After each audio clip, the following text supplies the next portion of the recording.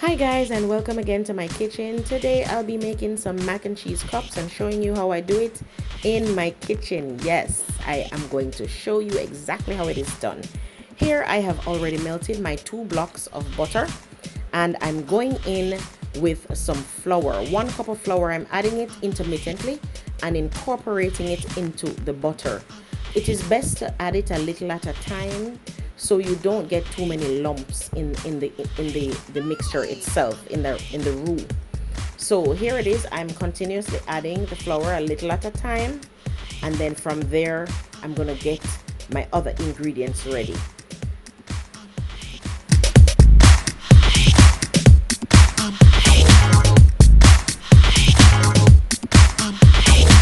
After you've added your flour, I am now adding my milk. The milk is 2 cups of milk I'm adding, but you can measure your milk as you go along to see how much milk you would need. But the important thing is to add the milk a little at a time so you can incorporate, just like you see me doing here. It's best to do it that way. When you do too much at a time, you get very large clumps of flour and butter together. You want it to come out very creamy, very creamy, like liquidy, but still with a thickness. So you do the milk a little at a time and continuously incorporate.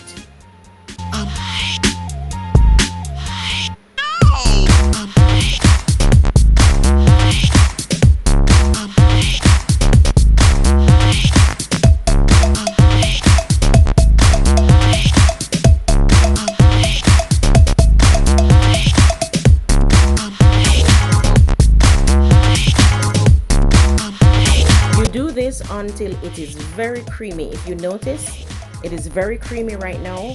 It doesn't have any lumps, and it's very good to do it this way, so you get it nice and smooth and ready for your additional ingredients. Other ingredients that can be used, some persons use egg. You can go ahead and add 2 eggs to this mixture, and the egg is used as a binding agent. This is what will help to hold the mac and cheese together and make it nice and making it able to be cut, because you don't want your mac and cheese to be falling apart. So adding the egg will help. Here I added a forkful of garlic, of minced garlic, which will help with the flavor. I'm adding my cheddar cheese and incorporating, because you want the heat to melt that cheddar cheese before you add your mozzarella. I've just added the mozzarella, incorporating that, and the heat will allow the cheese to melt. Here I am adding seasoning, and I'm also going in with some cilantro and a little bit of parsley, dried parsley. That helps with the flavor of your mac and cheese.